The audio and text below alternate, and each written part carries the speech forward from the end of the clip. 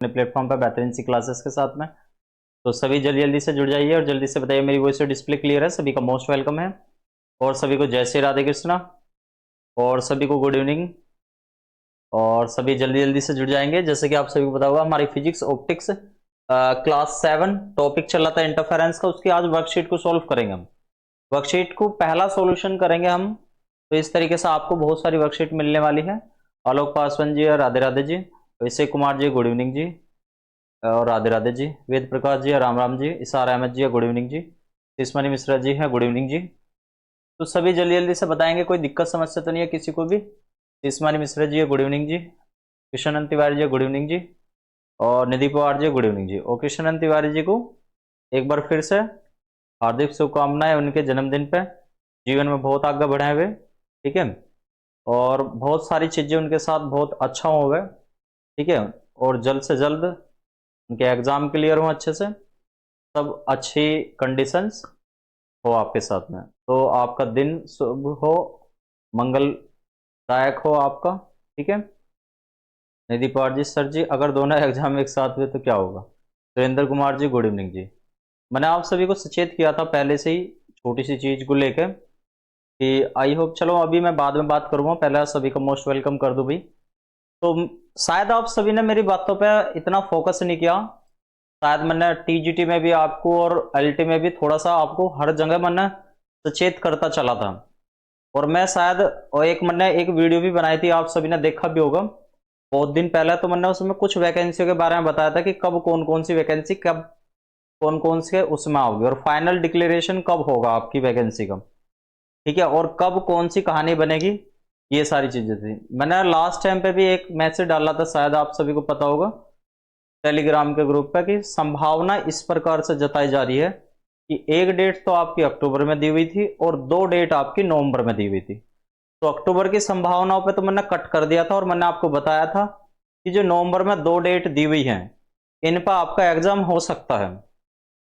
और आपको सचेत किया था कि कम से भी कम एलटी के नोटिफिकेशन आने से 2 या 2.5 महीने पहले तक भी, या मिनिमम 1 महीने की बात कर लो, तो मैंने आपको सचेत करा था कि आप सभी एलटी के बैच में जुड़ जाइए और वहां से अपनी तैयारी को बढ़िया तरीके से कर दीजिए। और क्योंकि आपका एग्जाम थोड़ा जल्दी होने वाला है, तो किसी ने भी मेरी बात पे इतना विश्वास नहीं करा था और ना ही मेरी बातों को इतना मतलब उसमें लिया था। शायद बहुत सारे कमेंट ऐसे भी थे जो मेरी बात को कॉन्ट्रा भी कर रहे थे। और फिर यानी कि वही स्पष्ट तौर पे अगर बात आपके सामने आ जाती है तो फिर आप सभी परेशान होते हो। और परेशान होना लाजिब भी है कि भाई जैसा आप किसी तैयारी को करने बैठते हो, कभी तो ऐसा होता है कि एग्जाम बहुत पीछे चला जाता है और कभी ऐसा होता है कि मतलब एग्जाम बहुत जल्दी आ जाता है। तो पीछे जाने से भी दिक्कत है आप लोगों को और पहले आने से भी दिक्कत है, क्योंकि कुछ फॉर्मेट पे आप लोगों ने अच्छे तरीके से काम किया हुआ नहीं होता है। और मैंने आप सभी को बहुत दिन पहले ही बता दी थी कि भैया आप एलटी की तैयारी में जुट जाओ, कहानी इस प्रकार से बनने वाली है। और शायद मैं कल सुबह के न्यूज़पेपर से पहले भी अगर ये वाली बात डालता ना ग्रुप पे या कहीं और भी मैसेज डालता, तो शायद उसकी बात के भी 10-20 जगह तो मेरे कॉन्ट्रा जरूर ही हो जाते, ठीक है ना। खैर कुछ नहीं, ठीक है। हिमांशु जी लिखते हैं लेजर HNE ऐप पर पढ़ाएंगे सर जी, नोट्स भेजे थे, जो नोट्स भेजे थे नहीं, मतलब एक्चुअल में वो जो यूट्यूब पे मैंने पढ़ाया था HNE लेजर का या लेजर का कंसेप्ट, वही वाली वीडियो रहेंगी आपकी, ठीक है। नोट्स मैंने भेज दिया, आप वहां से नोट कर लेना। तो हमारा फिजिक्स का ऑप्टिक्स का क्लास 7 चल रही थी, टॉपिक इंटरफेरेंस चल रहा था, इसकी वर्कशीट पहली थी, आप सभी ने इसका सॉल्यूशन बना के देखा होगा। तो सभी जल्दी जल्दी से इसके क्वेश्चनों पे काम करते हैं। अगर आपने अच्छे से सॉल्यूशन बनाया होगा इन क्वेश्चनों का तो आंसर देंगे, ठीक है जी। खैर सारी चीजें करते हैं, सब चीजें अच्छी होंगी। जल्दी जल्दी से बताओ भाई, कोई दिक्कत समस्या तो नहीं, पहले क्वेश्चन में जल्दी बताओ, आंसर देना स्टार्ट कर दो, ठीक है। निधि पवार जी लिख रहे हैं नोट्स कहाँ हैं, मुझे तो नहीं पाए नोट्स, ठीक है। आप मैसेज कर लेना निधि पवार जी, आपको समझा दूंगा मैं नोट्स कहाँ पर है, ठीक है। तो अभी क्वेश्चंस पे ध्यान दीजिए आप। Out of the following which is method of producing A coherent source by the division of amplitude. निम्नलिखित में से कौन सी विधि आयाम विभाजन द्वारा सुसंगत स्रोत प्राप्त करने की विधि है? तो सभी इसका आंसर बताएंगे। बड़ा बेहतरीन सा क्वेश्चन है, ठीक है, ये बड़ा गजब सा क्वेश्चन है। और मैंने कल की क्लास में आपको बताया भी था कि आयाम डिवीजन से रिलेटेड कौन कौन सी चीजें होती हैं। यानी कि डिवीजन ऑफ एम्पलीट्यूड जो है, डिवीजन ऑफ एम्पलीट्यूड की कहानी किस किस में होती है। तो मैंने लास्ट टाइम पर भी आपको बताया था कि यंग डबल स्लिट एक्सपेरिमेंट में डिवीजन किसका होता है? इसमें होता है डिवीजन ऑफ वेवफ्रंट का। वेवफ्रंट बोले तो तरंगाग्र का, ठीक है। फ्रेनेल बाइप्रिज्म में भी क्या होता है? डिवीजन ऑफ वेवफ्रंट होता है, इसमें भी डिवीजन ऑफ वेवफ्रंट, ठीक है। यानी कि इसमें भी तरंगाग्र का विभाजन होता है, और इसमें भी क्या होता है? तरंगाग्र का विभाजन होता है, ठीक है। अगला देखा हमने मिरर, इसमें भी क्या होता है? डिवीजन ऑफ वेवफ्रंट होता है, इसमें भी डिवीजन ऑफ वेवफ्रंट होता है, इसमें भी का विभाजन होता है। बचा कौन सा? अब बचा न्यूटन रिंग, और न्यूटन रिंग ही आप सब पूछ रखा उसने एक तरीके से, तो यही इसका आंसर हो जाएगा। और क्योंकि क्यों पूछ रखा है? क्योंकि ये डिवीजन ऑफ एम्पलीट्यूड से रिलेट किया हुआ है, डिवीजन ऑफ एम्पलीट्यूड से रिलेट किया हुआ है, आयाम के विभाजन से, आयाम के विभाजन से कोरेंट सोर्स प्राप्त होता है इसमें। ये बात पक्की है कि कोरेंट सोर्स प्राप्त होगा, ये बात पक्की है कि कोरेंट सोर्स प्राप्त होगा। चलो मैं कुछ एक्स्ट्रा बातें भी आपको बताता हूं और आप सभी भी अच्छे से नोट भी करेंगे, तो सभी अपना लिखते चले जाओगे। इनसे अलावा माइकलेंसन इंटरफेरोमीटर में जल्दी से बताओ कौन सा होता है इंटरफेरोमीटर में, ठीक है। फैवरी फेरोमीटर में बताओ, फैवरी,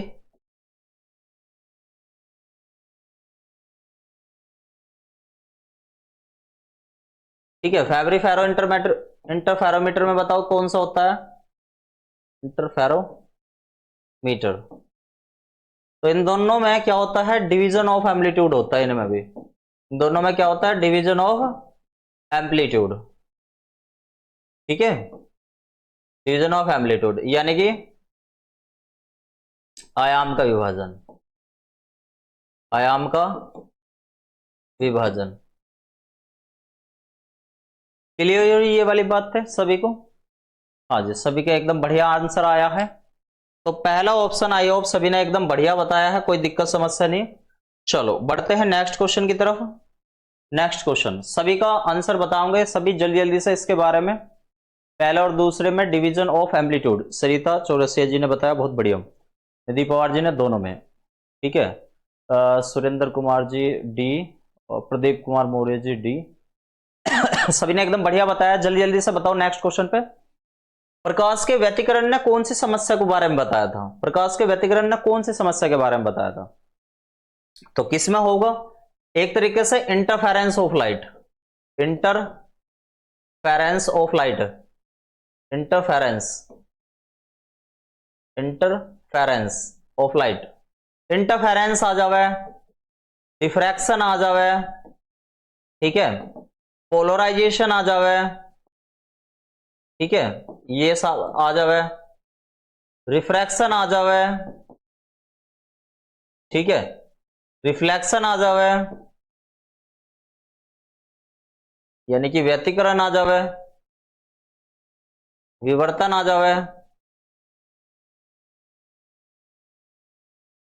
ध्रुवन आ जावे, रिफ्रैक्शन अपवर्तन आ जावे, परावर्तन आ जावे। ये सारे वेव को दिखाते हैं। किसे दिखाते हैं भैया? वेव को। मैं एक बार, एक सेकंड बस गेट बंद कर दो, ठीक है। ये सब उसको दिखाते हैं। अगर यहां पे जैसे कॉम्पटन इफेक्ट आ जाता, कॉम्पटन इफेक्ट आ जाता, स्टार के इफेक्ट आ जाता, या स्टार्क की जगह जीमान कर लो, बस तो स्टार्क और जीमान इसमें आ जाओगा, जीमान इफेक्ट आ जाता। ठीक है, स्टार्क इफेक्ट, स्टार्क भी लिख दें कोई फर्क ना, परफेक्टली ब्लैक बॉडी आ जाता,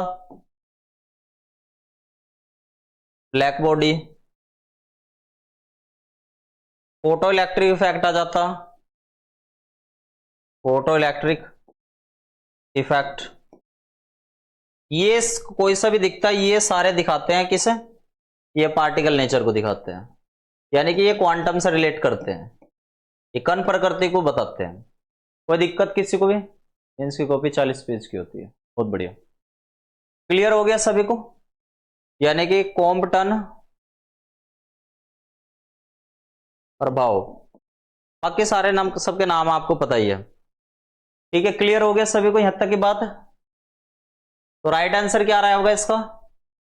ए ऑप्शन। सभी जल्दी जल्दी से कमेंट करके बताओ भाई, कोई दिक्कत तो नहीं है? A option. क्लियर हो गया सभी को? डी ऑप्शन कौन बता रहा है? व्यतिकरण ने हल करा था, अनुदैर्ध्य दिया प्रकृति को? नहीं।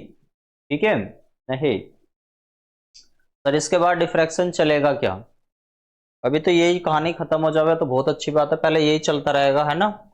देखो कौन सी जोन से भी चीज चलेगी मैं आप सभी को सूचित कर दूंगा, आप टेंशन ना लीजिए, है ना? हाँ, देखो काम करना पड़ेगा। ठीक है भैया, चलो आगे बढ़ो जल्दी जल्दी से।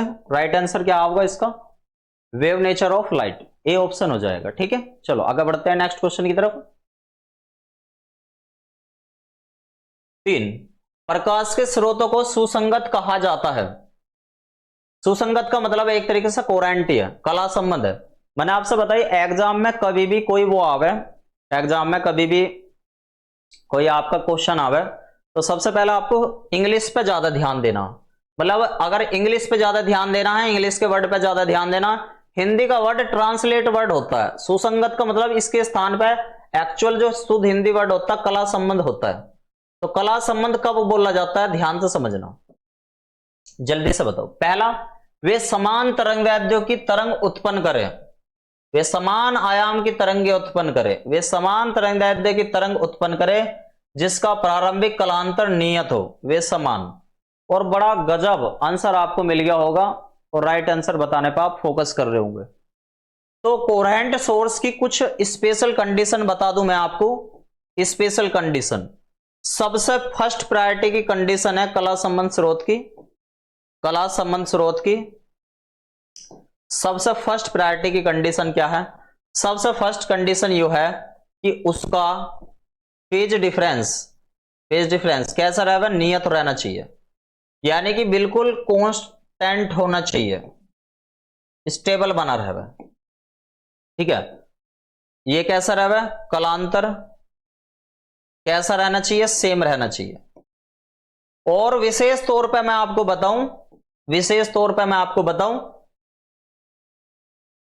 विशेष तौर पे जैसे ये वाली चीज, मतलब इसकी ये वाली जो चीज है, ये फेज डिफरेंस की ये वाली चीज जो है, जो मैं आपको बता रहा हूं 99% प्रिडिक्टेबल है कि हाँ ऐसा हो जाता होगा। ये शॉर्टकट में पढ़ने के लिए बस डेफिनेशन कि एक सोर्स से दो सोर्स बनाए जा सके, एक सोर्स से दो सोर्स बनाए जा सके। ठीक है, लेकिन ये वाली जो है कंडीशन, दूसरे वाली जो कंडीशन है, ये एक तरीके से कंडीशनल टर्म्स है। कंडीशनल टर्म्स का मतलब है, कंडीशनल टर्म्स है कि मतलब ऐसा होगा तो ही कंडीशन होगी। तो मतलब ये बिल्कुल एक्यूरेसी पे नहीं जा सकते इसकी कि एक सोर्स है दो सोर्स है, बस हाँ डेफिनेशन बताने के लिए काम चल जाएगा। लेकिन ये वाली जो बातें हैं ये कंडीशनल है, एक कंडीशन ये है, कंडीशनल है ये वाली टर्म्स भी। और ऐसे ही फेज डिफरेंस की दूसरी टर्म्स, मतलब एक टर्म्स तो ये होगी, दूसरी टर्म्स यानी कि यो एक कंडीशन तो ये होगी, और तीसरी टर्म्स ये होगी, मान लो सपोज करो हमारे पास λ1 और λ2 है, λ1 और λ2 है, ये भैया सेम कलर की हो, सेम कलर की हो, सेम कलर का मतलब है ये सेम हो, λ1 λ2 कैसी हो? सेम हो। ठीक है, तो इस यो भी एक तरीके से हमारी कोहेरेंट सोर्स की कंडीशन बन जाती है। तो हमारी एक्चुअल में जो बिल्कुल एक्यूरेट है कोहेरेंट सोर्स की कंडीशन, कला संबंध स्रोत की कंडीशन, पहली कंडीशन है उसकी कि फेज डिफरेंस कैसा होना चाहिए, कांस्टेंट होना चाहिए। और फेज डिफरेंस कांस्टेंट होने के लिए हमारे पास दो इनिशियल कंडीशन है। कौन कौन सी दो इनिशियल कंडीशन है? पहली इनिशियल कंडीशन है कि भैया एक सोर्स से दो सोर्स बन जावे, लेकिन यो पूर्ण रूप से प्रूफ ना करती इस बात को कि कोरेंट सोर्स की ये एक्यूरेट डेफिनेशन है, बस बताने के लिए ये पॉइंट है, कंडीशन है कि एक सोर्स से दो सोर्स बनाया जा सके। एक सोर्स से दो सोर्स का मतलब यह है कि अगर एक सोर्स में हम कुछ परिवर्तन करेंगे, तो उसकी दोनों वेव में भी परिवर्तन होगा, जिसकी वजह से दोनों का फेज कैसा आ जाएगा, सेम आ जाएगा, लेकिन यो एक कंडीशनल टर्म्स होगी। तो इस वाली बात पे भी हम एक तरीके से स्टार लगा लिया। एक ये वाली बात है कि λ1 λ2 ऐसा भी तो हो सकता है कि हमारे पास S यहां पे हो और स्लिट हमारे पास दो ये बननी हो S1 और S2, और यहां से भी तो λ1 जा सकती है जब एक ही कलर की है ये लैम्बडा, और एक ही कलर की दो लैम्बडा कैसा बन सका है और वे सेम हो, ऐसा भी तो हो सकती है कि ये दोनों अगर सेम होगी तो इंटरफेरेंस पर्दे पर अच्छा बनेगा। तो ये वाला भी तो हो सकता है कि एक ही सोर्स से दो लैम्बडा हो, उनका सेम कलर हो, तो वो भी सेम कंडीशन को फॉलो कर रही होंगे। तो ये इसका मतलब है यो भी कोरेंट सोर्स की कंडीशन होगी, ये भी क्या होगी, कोरेंट सोर्स की कंडीशन होगी, ठीक है, कला संबंध की कंडीशन होगी। तो अब आपको इन तीनों में से कहीं भी किसी भी प्रकार की टर्म्स दिखे तो आप किस पे ज्यादा जाओगे? देखो आप किस पे ज्यादा जाओगे, यो वाली जो एक सोर्स है दो सोर्स वाली कंडीशन है, यो वाली कंडीशन इसके अंदर आ गई, यानी कि λ1 λ2 के अंदर आ गई, तो पहली प्रायोरिटी तो आपको देनी है डेफिनेशन पे या ऑब्जेक्टिव क्वेश्चन में इस पे पहली यो वाली क्योंकि यो वाली कंडीशन इसके अंदर सम्मिलित हो रही है कि एक सोर्स से दो सोर्स बन जाए, यानी कि एक सोर्स से दो सोर्स बन जाए और दोनों उसकी वेवलेंथ कैसी हो, दोनों की वेवलेंथ सेम हो। जब वो ये एक ही कलर के रहेंगे जब तो सेम रहेगी, तो या तो दूसरी वाली प्रेफरेंस पे इस पे जाना है, और ये ना रहे तो फिर आपको इस पे जाना है। समझ में आ गया? तो ये तीन कंडीशन आपको कोरेंट सोर्स पे बढ़िया कंडीशन बना रही होगी। हाँ भाई, ये अब आंसर आप देना स्टार्ट करियो। वे समान तरंगदैर्ध्य उत्पन्न करे, गलत एकदम। समान तरंगदैर्ध्य तो कोई बात ही ना, आयाम उत्पन्न करे, गलत। वे समान तरंगदैर्ध्य की तरंग उत्पन्न करे जिनका प्रारंभिक कालांतर नियत हो, वे समान आयाम की, उसकी गलत, ये वाली गलत। अच्छा सा ये लग रहा सी वाला। अब सर ये क्वेश्चन मैं नहीं कर पाई थी, ठीक है, क्लियर हो गया ये वाला क्वेश्चन। देखो अब कुछ महत्वपूर्ण टर्म्स आप टीजीटी के साथ एलटी की तैयारी कैसे करें ये समझ लीजिए आप अच्छे से, सभी बहुत महत्वपूर्ण तरीके से करेंगे इस बात को, ठीक है। मैं एक बार टीजीटी के साथ उसकी तैयारी कैसे करें, एक सेकंड रुकेंगे बस।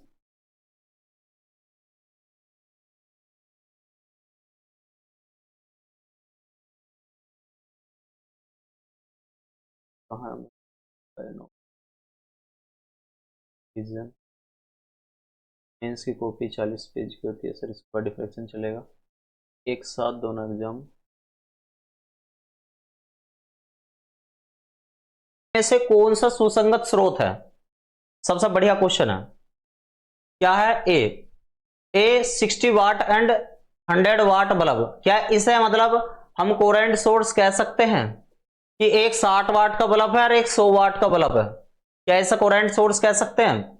बी ऑप्शन क्या रखा, दो बल्ब प्रत्येक 60 वाट के, क्या ऐसा कह सकते हैं? और तीसरा ऑप्शन दे रखा एक 60 वाट बल्ब के दो भाग, ठीक है, ये 60 सर आप अपने हिसाब से बढ़ाए, बिल्कुल ये वाला तो बिल्कुल भी ना, इस पे आप सोचिए मत ना कि कोरेंट सोर्स की यो तो कोई कंडीशन करता ही नहीं है, ठीक है, ये तो कोई कंडीशन करता ही नहीं है, ठीक है, ये तो कोई कंडीशन करता ही नहीं है। दूसरा ऑप्शन है दो बल्ब प्रत्येक 60 वाट के, ये भी कोई ऐसी कंडीशन नहीं है। हाँ, हालांकि इस वाले पर सोचा जा सकता है जो बना भी कोरेंट सोर्स की तीन कंडीशन आपको बताई थी। कोरेंट सोर्स की तीन कंडीशन में विशेष तौर पर क्या है? पहली कंडीशन जो सबसे ज्यादा महत्वपूर्ण है और प्रिंसिपल कंडीशन है, क्या प्रिंसिपल कंडीशन है कि उसका फेज डिफरेंस सेम रहे, फेज डिफरेंस कैसा रहे, कांस्टेंट रहे, ठीक है, प्रिंसिपल कंडीशन है। और ये जो है इसकी एक तरीके से इस कंडीशन को दो कंडीशन फॉलो करा है, एक से दो बने, एक से क्या बने, दो बने, और इससे पहले एक से दो बने, इससे पहले ये है कि लैम्डा 1 और लैम्डा 2 कैसी रहे, सेम कलर की, सेम कलर की। तो जब लैम्डा 1 लैम्डा 2 सेम कलर की रहेंगी या सेम रहेंगी, तो ये वाली कंडीशन इसमें ज्यादातर कंडीशन फॉलो हो जाएगी। ठीक है, यहां तक की बात क्लियर होगी। तो अब इस पे सोचो, तो इस पे सोचा जा सकता है कि एक 60 वाट के बल्ब को दो, तो ये वाली कंडीशन इसमें आ सकती है। लेकिन आगे भी तो पढ़ो, अगर मान लो ये ना होता नीचे वाला, देखो द्विप्रिज्म द्वारा प्राप्त दो आभासी स्रोत, भैया द्विप्रिज्म है अपने आप में, तो ये तो कोरेंट सोर्स बन ही रहा होगा। तो इस पे तो दूसरी वाली कंडीशन पे तो बिल्कुल भी इतना इसके होते हुए नहीं सोचा जाएगा। तो ये इसकी बेस्ट कंडीशन होगी, यानी कि डी ऑप्शन इसका करेक्ट हो गया। हाँ, इस पे जब जा सकते थे, इस पे जब जा सकते थे जब हम इसको देख रहे हो कि 1 से 2 बन गए यहां पर, लेकिन 1 से 2 बेस्ट कंडीशन में किस में बन रहे, पैनल पर नहीं। ठीक है सर, लैम्डा 1 लैम्डा 2 1। ठीक है, क्लियर होगी यहां तक की बात। चलो next question. The phenomena of interference is based on, यानी कि इंटरफेरेंस जो व्यतिकरण है, व्यतिकरण की घटना किस बात पर निर्भर करती है। तो मैंने आपको बताया था व्यतिकरण की घटना किस बात पर निर्भर करती है भैया, ऊर्जा संरक्षण के सिद्धांत पर आधारित होती है। क्या आती है, ऊर्जा संरक्षण के सिद्धांत पर आधारित होती है, यानी कि बी ऑप्शन हो जाएगा आपका राइट आंसर। ठीक है, क्योंकि ऐसा होता है कि जहां पे कंस्ट्रक्टिव होवे, जहां पर कंस्ट्रक्टिव होवे, डिस्ट्रक्टिव को वो जीरो रखना चाहती है, और जहां पे डिस्ट्रक्टिव होवे वहां कंस्ट्रक्टिव को अप रखना चाहती है। मतलब एक तरीके से कंजर्व्ड केस बनता है। ठीक है, ग्राफ आपको मैंने दिखाया था। तो राइट आंसर क्या बनेगा इसका, बी ऑप्शन बन जाएगा। ठीक है, मैंने आपको वर्कशीट का 3 प्रोग्राम बताया था कि वर्कशीट आपको 3 प्रकार से मिलेगी। वर्कशीट के 3 तरीके रहेंगे। पहला बिल्कुल मतलब एक तरीके से आपको इजी फॉर्मेट मिलेगा, यहाँ पे इजी फॉर्मेट मिलेगा। दूसरा आपको मॉडरेट फॉर्मेट मिलेगा, मॉडरेट फॉर्मेट मिलेगा। इसके बाद जो तीसरी वाली मिलेगी आपको हार्ड मिलेगी। तो इस बात को ध्यान से करते हुए आप चलते रहेंगे। ठीक है भैया, ठीक है, सॉरी बी गलत टाइप हो गया, सी कोई दिक्कत नहीं। ठीक है, यहां तक की बात क्लियर होगी सभी को। चलो next question. Two coherent source produce a dark fringes, यानी कि 2 coherent source dark fringes produce करते हैं, और फेज डिफरेंस कितना होना चाहिए, फेज डिफरेंस पूछ रहा कितना होना चाहिए। देखो भाई, सबसे आसान तरीका बताओ, यंग वाले में, यंग वाले केस में देख लो। सबसे पहला यंग वाले केस में मैंने आपको बताया था कि S2P minus S1P is equal to क्या आया, एन लैम्डा। ये वाला केस आपका किसका होता है, ये वाला आपका ब्राइट का केस होता है, यानी कि दीप्त का होता है। इसका होता है दीप्त का केस होता है। ये क्या होता है, ये एक तरीके से पाथ डिफरेंस होता है, पथांतर होता है, पाथ डिफरेंस होता है। तो और S2P minus S1P is equal to क्या होता है हमारा 2n+1। कहीं कहीं ये 2n+1 दिखाई देगा आपको, और कहीं कहीं मैं कह रहा हूं कि ये ज्यादा बेस्ट है। लेकिन कहीं कहीं अगर ये भी दिख जावे, 2n-1 भी दिख जावे, तब भी कोई दिक्कत समस्या ना। यदि बस वहां वाली कंडीशन फंस जाओगे जहां पे n की वैल्यू आप 0 रखते हो, तो फिर ये माइनस की कंडीशन में आ जाता है। बस अगर आप एनर्जी को ये सोच कर चलो कि माइनस में नहीं हो सकती, तो तब आप के लिए सबसे बढ़िया ये है, ना तो ये वाली तो इसकी बेस्ट कंडीशन है। तो दोनों में से कोई सा मिल जाओ कोई दिक्कत नहीं, ये दोनों पाथ डिफरेंस के टर्म्स है। और ये वाली इस वाली को जो है हम बोलते हैं डार्क फ्रिंजेस का, यानी कि अदीप्त वलय का। ठीक है, अब देखो ध्यान से, ये क्या है हमारे पास पाथ डिफरेंस। अब मैंने डेल्टा निकालने का आपको फॉर्मूला बताया था, 2π/λ multiply path difference, path difference. Clear हुआ। अब delta equal to 2π/λ multiply path difference जो है, पाथ डिफरेंस किसका, डार्क फ्रिंजेस का, डार्क फ्रिंजेस का ये रहा। तो मैंने ये यहां पे लिया कि 2n+1, मैं प्लस वाले लेकर चल रहा हूं, माइनस वाला भी बाद में चेक कर लेंगे तो कोई दिक्कत ना। लैम्डा से लैम्डा कटा, इससे ये खत्म, तो हमारे पास क्या बना 2n+1 पाई बना। या बाय द वे अगर आप माइनस लेकर चलोगे तो यहां पे टर्म्स बन सकती थी 2n-1 पाई बन सकते थे। तो अब आपको ऑप्शन में जल्दी जल्दी से आंसर बताओ क्या इसका आंसर आएगा। तो कौन सा दिखाई दे रहा है, 0 वाला, ये दोनों तीनों केस खत्म। तो ये वाला 2n-1 और इंटू पाई, एन की वैल्यू यहां पे इसके काम करेगी। देखो आपने देखा भी होगा एन की वैल्यू इसने 0 नहीं ली यहां पे, क्योंकि एन की वैल्यू 0 के लिए बहुत स्पष्ट तरीके से काम नहीं करता। इस वजह से इसने n की वैल्यू 1 से स्टार्ट करी, क्योंकि अगर 0 के लिए कौन से टर्म्स काम करेगी, 0 के लिए ये वाले टर्म्स काम कर जाएगी। ठीक है, क्लियर हो गया डी ऑप्शन सभी का। चलो आगे बढ़ते हैं, नेक्स्ट क्वेश्चन की तरफ। एक व्यतिकरण पैटर्न में in interference pattern minima are obtain when phase difference कितना हो, फेज डिफरेंस, तो फेज डिफरेंस कितना हो जब वो मिनिमा मांग रहा है। ठीक है, अभी बिल्कुल सेम टू सेम आया तो होता इस तरीके से। सभी आंसर बताओ इसका, मैं चाहूंगा सभी का आंसर आए भाई। ठीक है, सभी एक बार जल्दी जल्दी से बताओ भाई, सभी का आंसर आना चाहिए यहां तक। सभी जल्दी जल्दी से बताएंगे भाई क्या इसका आंसर होगा। ठीक है, सभी आंसर बताओ।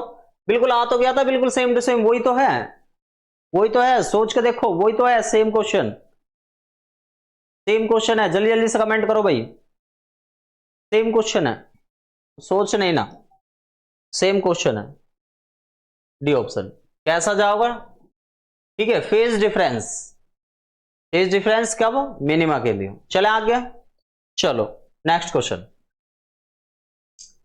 तरंगदैर्घ्य लैम्बडा की दो एकवर्णी प्रकाश तरंगों के बीच कंस्ट्रक्टिव, कौन सा है, कंस्ट्रक्टिव इंटरफेरेंस है, संपोषी व्यतिकरण है। ठीक है, और 2 लाइट वेव ऑफ वेवलेंथ इतनी, तो पार्ट डिफरेंस कितना होना चाहिए।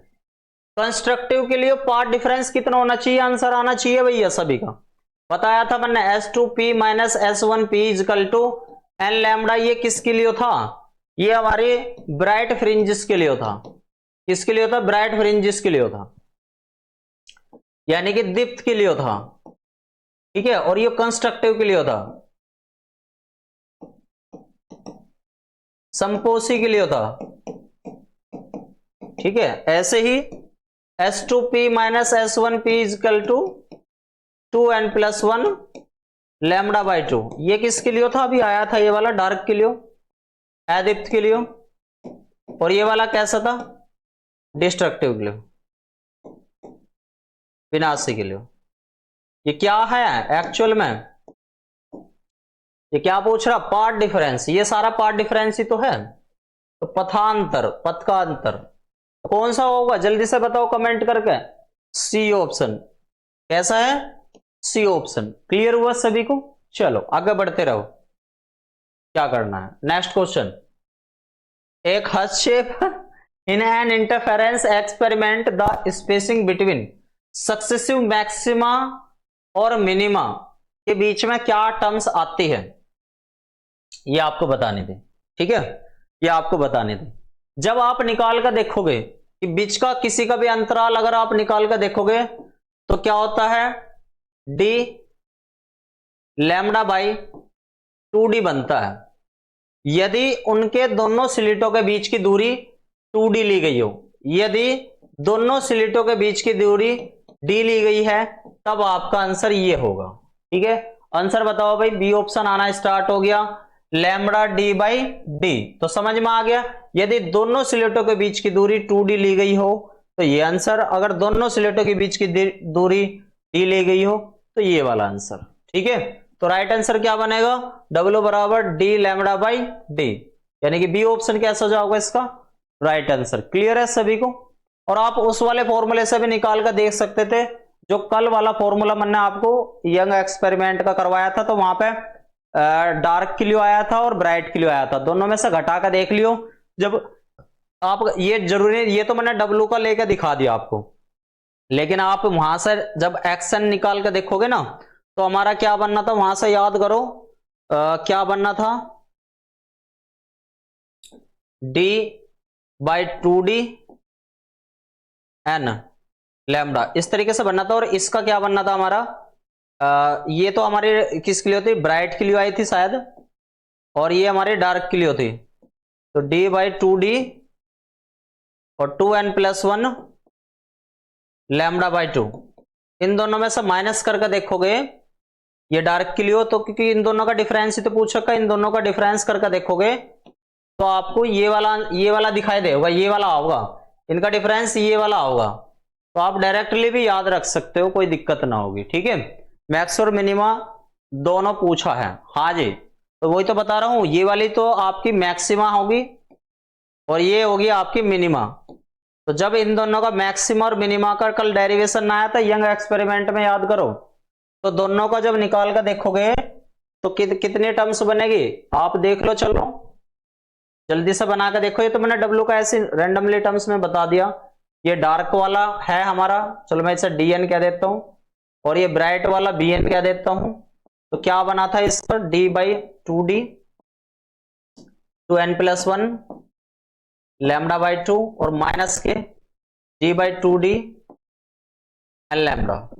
ठीक है, तो डी बाई टू डी यहां से कॉमन ले लिया, और क्या कॉमन आ गया, लैम्डा भी कॉमन आ गया यहां से। तो two n minus one, two n plus one minus के एन एन, और ये क्या बना हमारे पास, यानी कि अगर मैं यहां से माइनस वन ले लूं, क्या बना भाई, डी एन लैम्डा। ये एक बार चेक करके देखो, वो ही आया था क्या कल young young double slit experiment में? चेक करो एक बार क्या बना था उसका डायरेक्ट रिजल्ट, एक बार चेक करो भाई।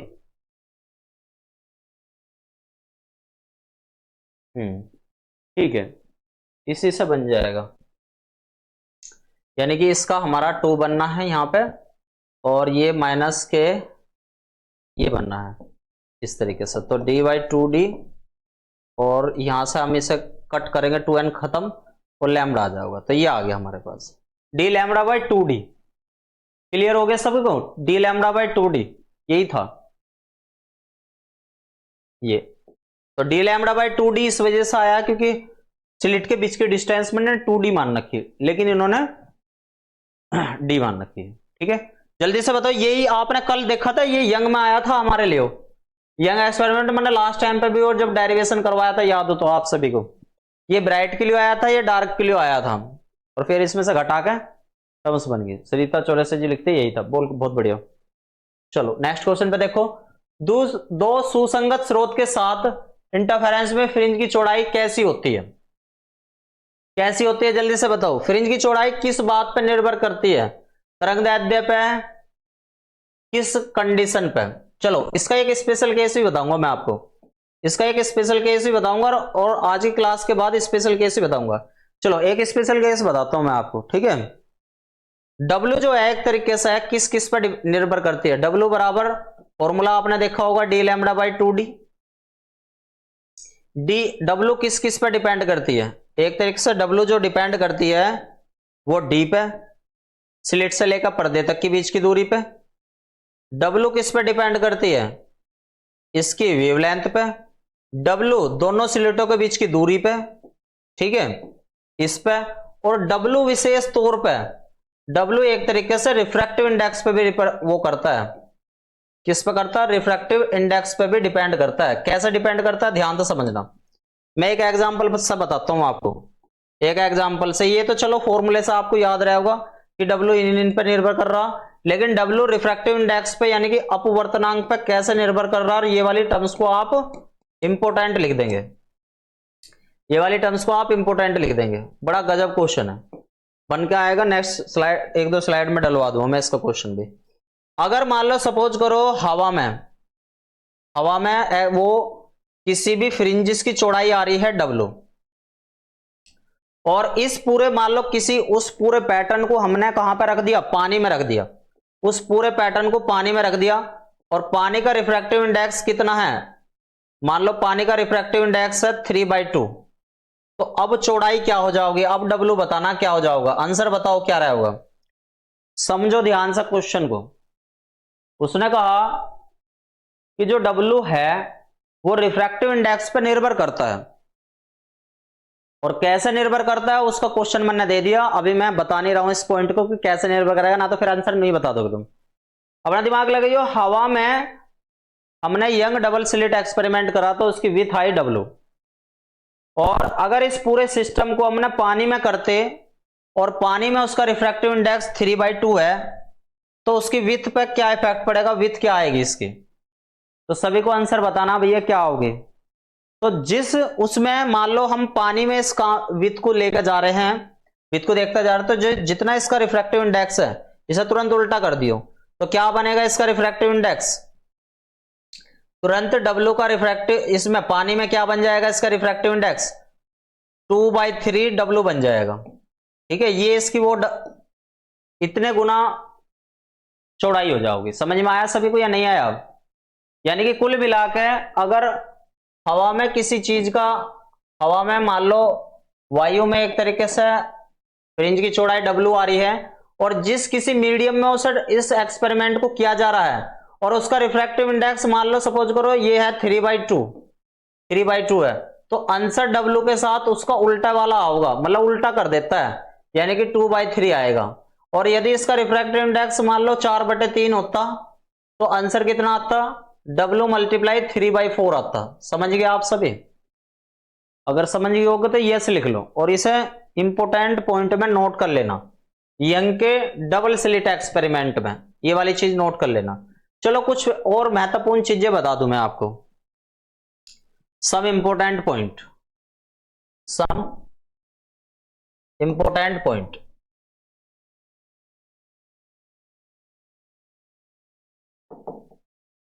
सब इंपोर्टेंट पॉइंट, ठीक है, तो ये ध्यान से समझियो।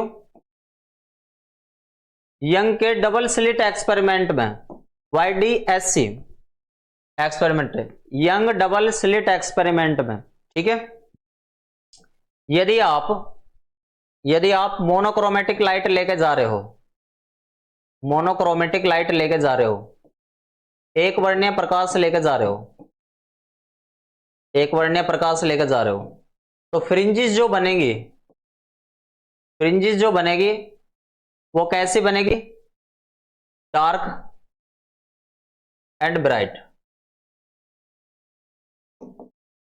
ठीक है, दीप्त और अदीप्त, और अदीप्त। और YDSC के अगर इस एक्सपेरिमेंट में आपने व्हाइट लाइट ले ली, श्वेत प्रकाश ले ली, या फिर इसके स्थान पर कोई भी कलर्ड चीज ले ली, कलर्ड प्रकाश ले लिया, तो फ्रिंजेस जो है, फ्रिंजेस जो है कैसी बनेगी, फ्रिंजेस जो है कलर्ड बनेगी, कलर्ड बनेगी। लेकिन आपको एक बात और ध्यान से समझनी चाहिए कि ज्यादातर नॉर्मली वे में इसका जो सेंटर पॉइंट होता है, सबका आंसर आना चाहिए कैसा होता है, केंद्र बिंदु कैसा होता है, n = 0 पे सबका आंसर आना चाहिए। मैं इसका वेट करता हूं आप सभी का आंसर, इंपॉर्टेंट है इसका, तो सभी का आंसर जब आ जाएगा, जब इसका आंसर बताता हूं। सर 8:45 से दूसरी क्लास का टाइम है, ठीक है, पूरी कोशिश करूंगा मैं। ठीक है, जल्दी जल्दी से बताओ भाई कैसी बनेगी।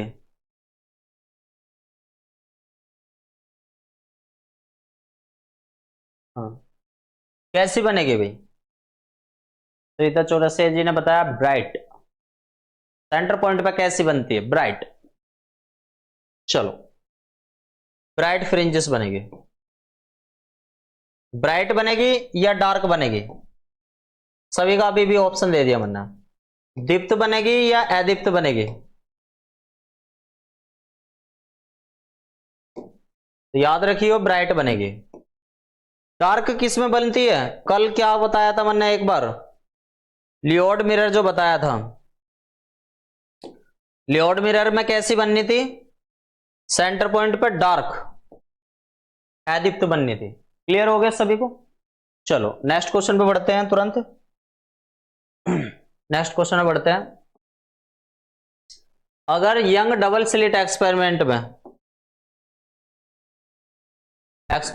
मान लो सपोज करो यहां पे सोर्स है, यहां पे सोर्स है, ठीक है, और ये S1 है, ये S2 है, ठीक है, और ये पर्दा है हमारा, और यहां पे इंटरफेरेंस हो रहा है ऐसे, ठीक है, P पॉइंट पे यहां पे ये पर्दा था हमारा। अब अगर मान लो यहां पे मैं कोई भी एक कांच या अभ्रक की प्लेट लगा दूं, कांच या अबरक की, अबरक की प्लेट लगा दो यहां पे, तो क्या कंडीशन होगी? इसका विशेष तौर पर दो क्वेश्चन पूछता है यहां से, दो क्वेश्चन पूछता है। पहला क्वेश्चन विशेष तौर पे इंपोर्टेंट है कि अगर बीच में प्लेट लगी हुई है तो इंटरफेरेंस पैटर्न इधर की तरफ नहीं शिफ्ट हो जाएगा, इंटरफेरेंस पैटर्न, पैटर्न प्लेट वाले रास्ते की तरफ, प्लेट वाले रास्ते की तरफ शिफ्ट हो जाएगा, रास्ते की तरफ शिफ्ट हो जाएगा। पहला ये प्लस की तरफ ज्यादा वो हो जाएगा। और डब्लू पे कोई इफेक्ट नहीं पड़ेगा, उसकी फ्रिंज की चौड़ाई पे, यानी कि फ्रिंज की विड्थ जो है चौड़ाई पे नो चेंज, कोई भी परिवर्तन नहीं होगा, नो चेंज, कोई परिवर्तन, कोई परिवर्तन नहीं होगा। ये वाली बात क्लियर होगी सभी को? एम्पलीट्यूड डिवीजन, ठीक है। तो जल्दी जल्दी से आप बताएंगे भाई। Next question, when interference of light takes place, क्या अधिकतम स्थानों पर ऊर्जा उत्पन्न होती है, न्यूनतम स्थानों पर ऊर्जा नष्ट होती है?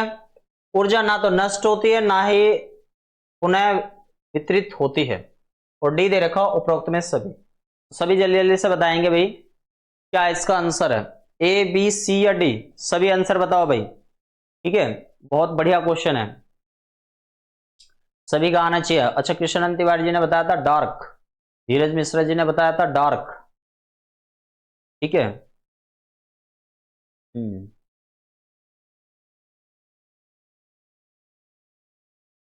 बताओ भाई। तो एक तरीके से interference of light, Dharmveer Singh ji, जय श्री राम जी, जय श्री राम जी। तो बताओ भाई, यानी कि अगर आप देखोगे इंटरफेरेंस ऑफ लाइट जो है ऊर्जा कंजर्वेशन लॉ को फॉलो करता है, तो ऊर्जा कंजर्वेशन लॉ, ऊर्जा कंजर्वेशन, एनर्जी कंजर्वेशन लॉ, ऊर्जा संरक्षण का सिद्धांत, तो इनमें से कौन सा स्टेट एनर्जी कंजर्वेशन लॉ को बता रहा? तो सी ऑप्शन ही बता रहा, ध्यान से देखो। ऊर्जा को ना आप नष्ट कर सकते और ना ही उत्पन्न कर सकते, केवल रीअरेंजमेंट कर सकते हो, जहां कहीं ज्यादा जहां कहीं कम, ठीक है। डी ऑप्शन नहीं होगा भाई, डी ऑप्शन नहीं होगा, ठीक है। स्टेटमेंट आपका मिल तो रहा है एनर्जी कंजर्वेशन लॉ का, ठीक है, एनर्जी कंजर्वेशन लॉ। क्या कभी आप एनर्जी को उत्पन्न कर सकते हो? नहीं कर सकते। क्या आप एनर्जी को नष्ट कर सकते हो? खुद ही सोच लेते, खुद ही सोच लेते, ठीक है। पुनः वितरित कर देते, आप रीडिस्ट्रीब्यूटेड कर देते। सी ऑप्शन कैसा हो जाएगा? राइट आंसर, ठीक है।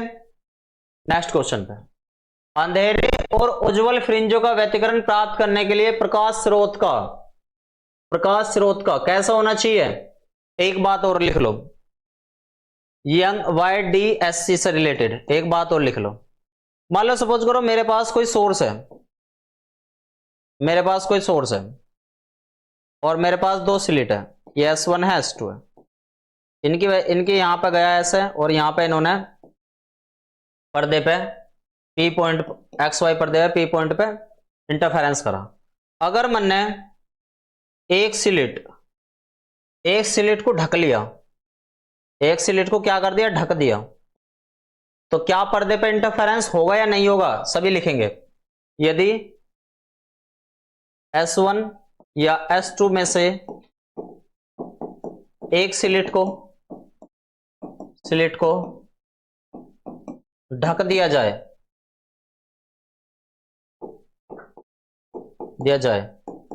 तो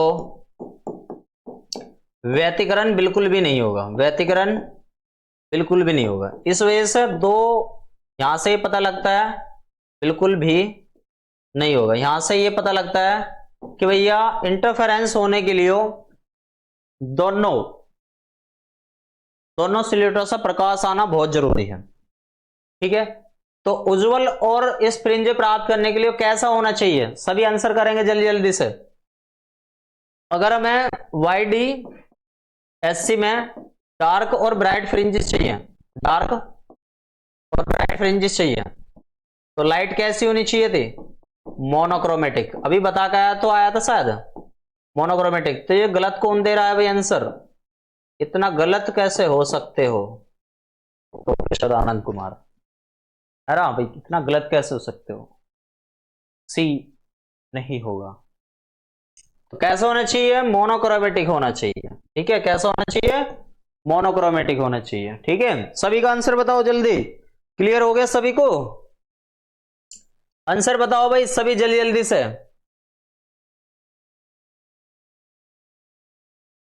ठीक है, धर्मवीर सिंह जी गलत बताया है आपने भी। व्हाइट एक रंगी या श्वेत कोई भी हो सकता है, एक रंगी या श्वेत, एक रंगी और श्वेत एक अलग कहानी है। ठीक है, मोनोक्रोमेटिक या व्हाइट नहीं, मोनोक्रोमेटिक में आपको बताया था, तो यहां पे आपने ध्यान नहीं दिया था, सभी ने यहां पे दिया बताया था, ये रहा कि मोनोक्रोमेटिक लाइट होगी तो फ्रिंजेस कैसी बनेगी, डार्क बनेगी। व्हाइट या कलर वाली बनेगी तो कैसे होगी, कलर्ड वाली होगी। ठीक है, और ये कलर्ड वाली जो होती है ना, ये एक तरीके से डिफरेंट डिफरेंट पोजीशन पे होती है, डिफरेंट डिफरेंट पोजीशन पे।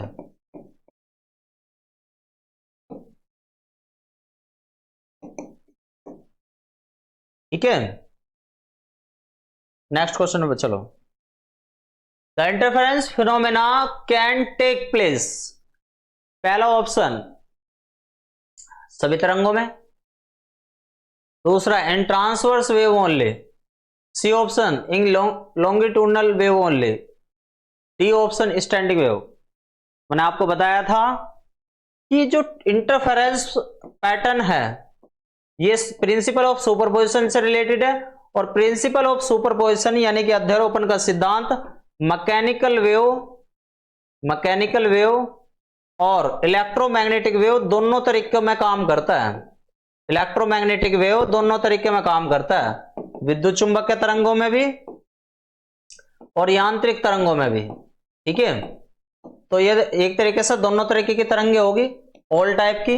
हाँ, जहां पे ज्यादा बड़ा एम्पलीट्यूड हो वहां पे प्रिंसिपल ऑफ सुपरपोजिशन काम नहीं करेगा, लेकिन इंटरफेरेंस पैटर्न वहां पे भी बनेगा, क्योंकि लेजर में इंटरफेरेंस पैटर्न बनता है। ठीक है, तो राइट आंसर बताओ, ये सी ऑप्शन कौन बता रहा है, ये डी ऑप्शन कौन कौन बता रहा है, बिल्कुल गलत। इतना गलत कैसे हो जा रहे हो भाई, इतना गलत कैसे हो जा रहे हो, ए ऑप्शन इन वेव। ठीक है, ए ऑप्शन। ठीक है, सही कर लो भैया, सही कर लो, मेहनत करो मेहनत।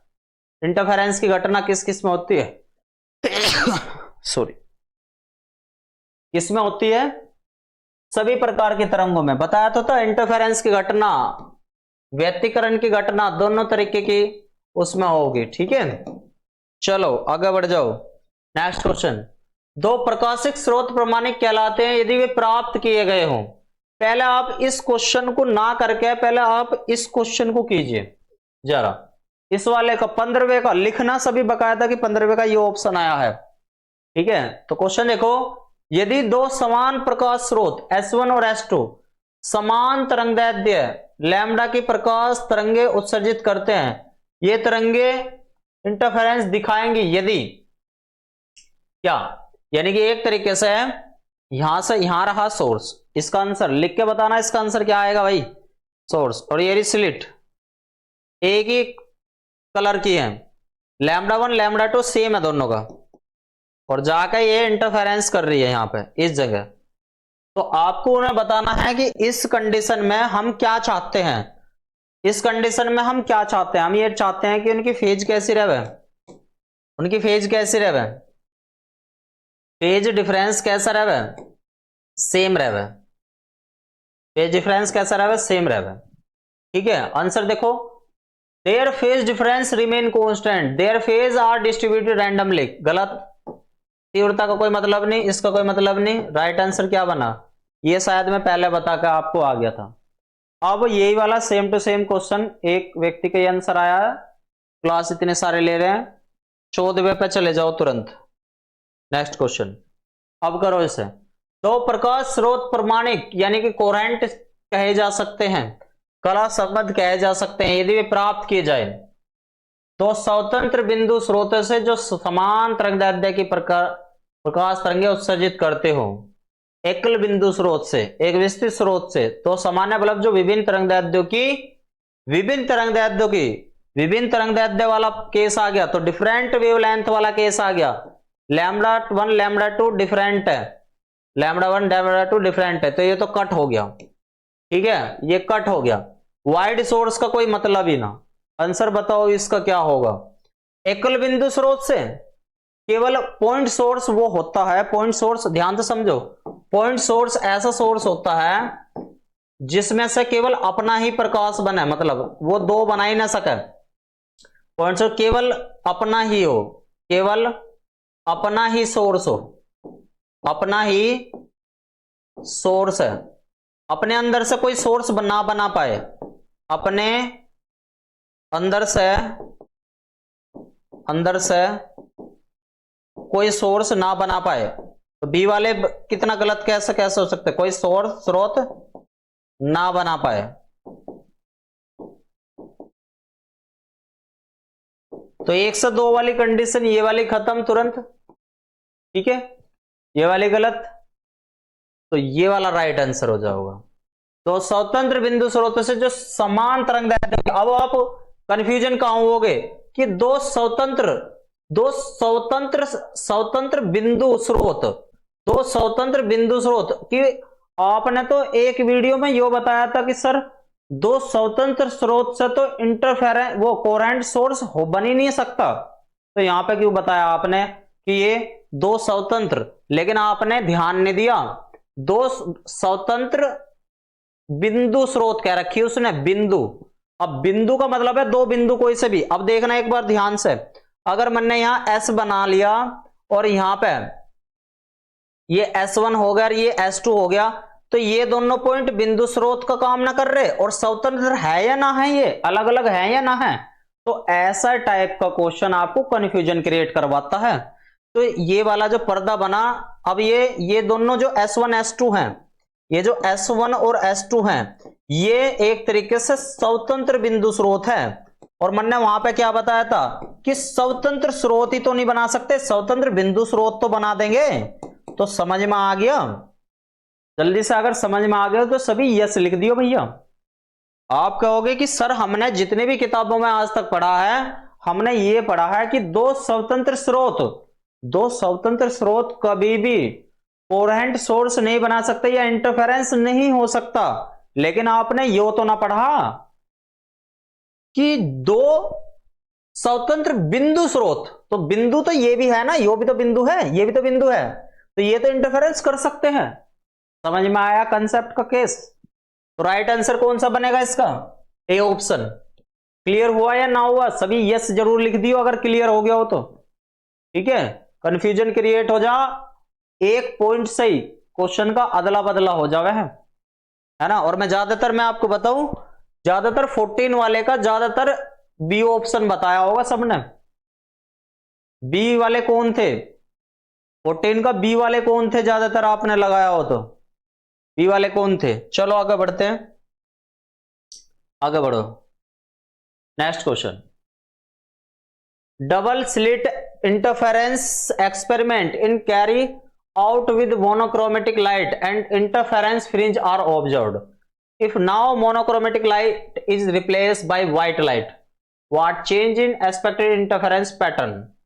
आपको यह बताना है कि मोनोक्रोमेटिक के स्थान पर कलर आ गई तो क्या होगा। मोनोक्रोमेटिक के YDLSC एक्सपेरिमेंट में मोनोक्रोमेटिक के स्थान को मोनोक्रोमेटिक को हमने रिप्लेस कर दिया, तो अब क्या होगा। मान लो व्हाइट लाइट से रिप्लेस करा, तो खुद सोच के देखो, पहले मोनोक्रोमेटिक थी तो क्या हो रहा था। मोनोक्रोमेटिक थी, एक वर्ण्य थी एक वर्ण्य वो जिसमें एक टाइप का वेवलेंथ मिला, एक वर्ण्य थी, तो हमारी डार्क और ब्राइट फ्रिंजेस मिल रही थी, डार्क और ब्राइट फ्रिंजेस मिल रही थी, डार्क और ब्राइट फ्रिंजेस बननी थी। ठीक है, फ्रिंजेस बननी थी, फ्रिंजेस बन रही थी। ठीक है, तो ये वाले तो जल्दी जल्दी से काटो, कौन से पूरे पैटर्न पे काली पट्टियां दिखेंगी, है ना। तो अब जैसे ही हमने व्हाइट से करा, तो व्हाइट वाले में मैंने आपको बताया था कि कलर्ड बनेगा। क्या बनेगा? कलर्ड बनेगा, और डिफरेंट पोजीशन पे बनेगी। कलर्ड बनेगी और डिफरेंट पोजीशन पे बनेगी।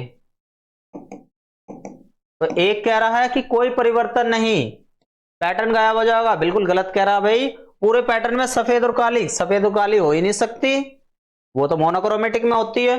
तो मध्य की सफेद पट्टी के दोनों ओर, क्योंकि हमें पता है कि वाईडीएलएससी एक्सपेरिमेंट में सेंटर पे तो हमारी कैसी बनेगी? ब्राइट फ्रिंजेस बनेगी। ठीक है, ब्राइट फ्रिंजेस बनेगी, वो मतलब एक तरीके से सफेद, मतलब चमक, थोड़ी सी चमकीली सी बनेगी, और वहां पे कलर्ड रहेगी डिफरेंट तरीके से। तो हमारा राइट आंसर क्या बन जाएगा? डी ऑप्शन हो जाएगा। क्लियर हो गया सभी को? यस लिख दियो भाई अगर क्लियर हो गया हो तो। नेक्स्ट क्वेश्चन प्रस्थान करो। दो प्रमाणिक तरंगों से किसी बिंदु पर प्राप्त तीव्रता का अनुपात 100:1 हो, तो उनके आयाम का अनुपात क्या होगा? अरे ये वाला तो बहुत बढ़िया क्वेश्चन है। I1 I2 is equal to A1/A2 का होल स्क्वायर। तो किस किस का रेशो दे रखा? The intensity ratio I1 I2 का रेशो दे रखा। ठीक है, 100:1। A1 A2 का पूछ रहा है, तो A1 A2 का क्या आएगा? 10:1 आ जाएगा। ये आंसर हो गया। ठीक है, 10:1 हो गया। क्या हो गया इसका? D option. किस किस का क्लियर था? ये तो बहुत आसान क्वेश्चन था। चलो आगे बढ़ते हैं नेक्स्ट क्वेश्चन की तरफ। नेक्स्ट क्वेश्चन, और इंपॉर्टेंट क्वेश्चन कर लेना भैया ऐसे। ठीक है, इंपॉर्टेंट क्वेश्चन कर लेना। 17 का डी बताया। ठीक है, next question. In a double slit experiment, monochromatic light is used to illuminate the slit A or B. Interference fringes are observed on a screen placed in front of the slit. Now, if a thin glass plate is placed in the path of the beam coming from A, तो ऐसा क्या होगा? Double slit के experiment है, ए और B, एक रंगी प्रकाश डाला जाता है, स्क्रीन पर इंटरफेरेंस की पट्टियां देखी जाती है। तो ए से आने वाली किरण के रास्ते में एक पतली कांच की पट्टी रख दी जाती है, तो क्या होगा? क्या था इसका? इसका सभी को आंसर बताना है क्वेश्चन नंबर लिखने के साथ साथ। क्या बताया था? डब्ल्यू पे क्या इफेक्ट पड़ता है? डब्ल्यू पे कोई इफेक्ट नहीं पड़ता, बताया था ना। यहां पे देखो, डब्ल्यू पे क्या इफेक्ट पड़ता है अगर पट्टी रख दी जाए? कहां पड़ता भाई? जल्दी आ जा। ये रहा, कि अगर ऐसे बीच में रख दी जाए तो डब्ल्यू पे कोई चेंज नहीं होगा। तो आंसर बताओ इसका कौन सा होगा? ठीक है, कौन सा होगा? पट्टी की चौड़ाई में कोई परिवर्तन नहीं होगा। D option, D option. ठीक है भाई, सभी का क्लियर है? एक दो की आंसर आ रहे हैं, ज्यादा नोट कर रहे हो क्या? सारी पीडीएफ मिलेगी आपको। Next question. फ्रेनेल द्विप्रिज्म में एक रंगी प्रकाश की जगह श्वेत प्रकाश रखने पर केंद्रीय पट्टी कैसी होती है? डार्क व्हाइट कलर या डी? ये मोस्ट इंपोर्टेंट क्वेश्चन है, मैं चाहूंगा सभी इसका आंसर दें। मोस्ट इंपोर्टेंट क्वेश्चन है, सभी इसका आंसर दें। ठीक है, सभी इसका आंसर दे, सभी का नाम अनाउंस करूंगा मैं, जी जिसका एकदम सही आएगा आंसर। ठीक है, सभी का क्वेश्चन के साथ लिखियो भैया। ठीक है, क्वेश्चन के साथ लिख लियो, मैं सभी का जिसका होगा एक बार नाम अनाउंस करूंगा उसका। ठीक है, इसका क्या आएगा? ठीक है, सरिता चौरसिया जी का आया है बी ऑप्शन। ठीक है, बी ऑप्शन। बाकी सभी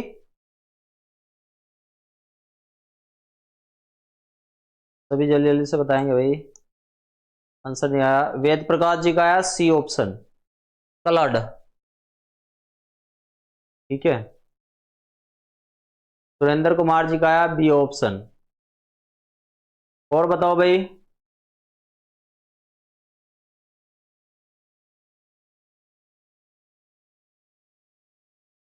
श्वेता पटेल जी का आया सी ऑप्शन। ठीक है, जल्दी जल्दी से बताओ भाई आंसर क्या आएगा भाई।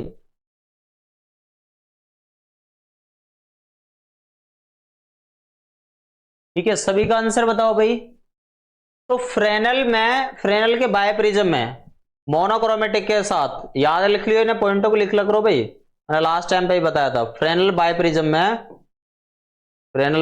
में और लियोड मिरर में अगर बताऊं, फ्रेनल बायप्रिज्म में समझो, फ्रेनल बायप्रिज्म में मोनोक्रोमेटिक की